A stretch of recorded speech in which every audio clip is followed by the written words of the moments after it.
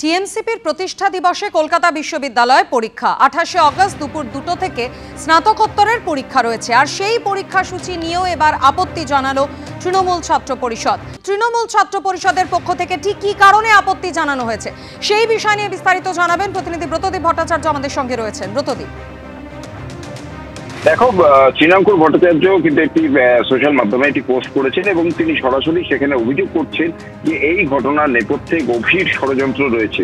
তার যেটা অভিযোগ যে একেবারে নির্দিষ্টভাবে যেদিন তৃণমূল ছাত্র পরিষদের প্রতিষ্ঠা দিবস, গত বছরও এই প্রতিষ্ঠা দিবসে পরীক্ষা রাখা কিংবা না রাখা সেই বিষয়ে কলকাতা বিশ্ববিদ্যালয় কর্তৃপক্ষের সঙ্গে তাদের একটা টানাপোড়েন চলেছিল, এমনটাই তারা অভিযোগ করছেন।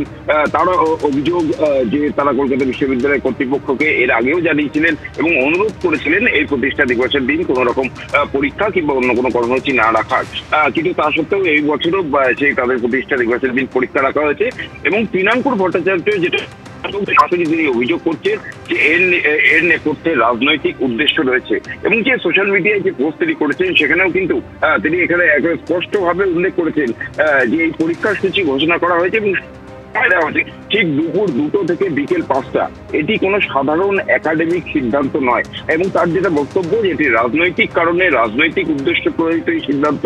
এবং তার পাশাপাশি তৃণাঙ্কুর ভট্টাচার্য তিনি আবারও অনুরোধ করেছেন কলকাতা বিশ্ববিদ্যালয়কে এবং তার যেটা যুক্তি যে শুধু তৃণমূল ছাত্র পরিষদের যারা সদস্য কর্মী তারা নন, সেদিন পরীক্ষা রাখলে সাধারণ ছাত্রছাত্রী যারা বিভিন্ন জায়গা থেকে পরীক্ষা দিতে পরীক্ষা কেন্দ্রে যাবেন তাদেরও কিন্তু যাতায়াতে সমস্যা হতে পারে, কারণ তৃণমূল ছাত্র পরিষদের কর্মীরা তারা রাজ্যের বিভিন্ন প্রান্ত দলনেত্রী মমতা বন্দ্যোপাধ্যায়, অভিষেক বন্দ্যোপাধ্যায় বক্তব্য শোনার জন্য। তাই তাদের কথা ভেবেও অন্তত বিশ্ববিদ্যালয় যেন এই পরীক্ষার সূচি নিয়ে কোনো সিদ্ধান্ত নেয়, পরবর্তী কোনো বিকল্প সিদ্ধান্ত নেয়, এই অনুরোধ তিনি রেখেছেন। মাধুরী, ধন্যবাদ ব্রতদীপ।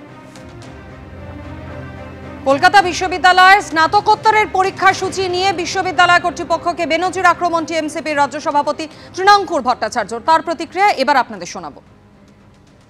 আগস্ট একটা ঘোষিত কর্মসূচি, এটা প্রত্যেক বছর হয়, কিন্তু সেই দিনই পরীক্ষা ফেলা মানে ছাত্রছাত্রীর হয়রানির এবং এর পেছনে একটা ষড়যন্ত্রের চেষ্টা, যেখানে চেষ্টা করা হচ্ছে যে কোনোভাবে এই প্রোগ্রামটাও একইভাবে বানচাল করার, যাতে তারা ভাবছে হয়তো কোনোভাবে ছাত্রছাত্রী এতে কম আসবে।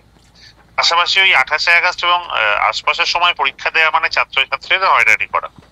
এই সকল কিছুর আমি গত বছরও দেখেছিলাম যে এই ভাইস চ্যান্সেলর করেছেন, এই বছরও সমানভাবে দেখছি।